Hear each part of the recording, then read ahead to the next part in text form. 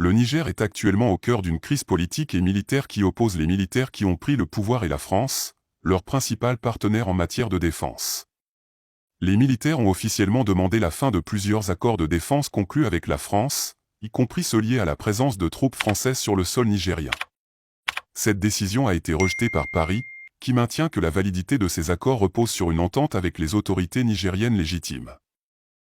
La France reconnaît donc seulement les autorités en place avant le coup d'État, ce qui exclut le Conseil national pour la sauvegarde de la patrie, CNSP.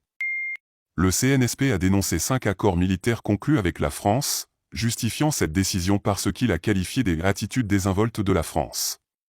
Pour Paris, la coopération militaire avec le Niger a été globalement bénéfique, et d'autres régions ont connu une escalade de la violence suite au retrait des partenaires internationaux. La France refuse donc pour l'heure de quitter le Niger, malgré les défis posés par le changement de régime. L'armée française est postée au Niger depuis très longtemps, mais les djihadistes n'ont jamais été totalement chassés, justifiant ainsi la présence permanente des forces françaises.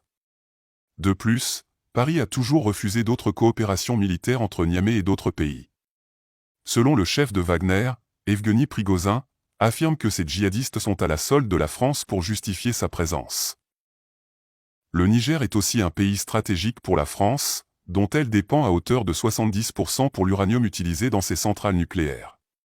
Cette dépendance est remise en question par une décision du président de la transition nigérienne, qui a signé un décret nationalisant l'uranium et l'or du Niger, et donnant un délai de 3 jours à la France pour rappeler son ambassadeur et les militaires français sur le sol nigérien.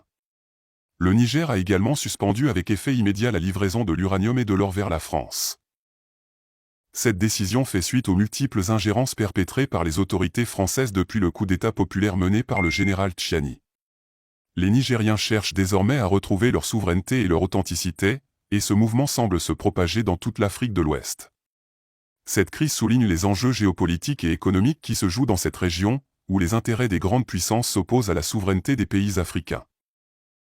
Les enjeux de cette crise sont donc multiples, entre la question de la légitimité des autorités nigériennes, la dépendance de la France à l'égard de l'uranium nigérien, et la volonté des Nigériens de retrouver leur souveraineté.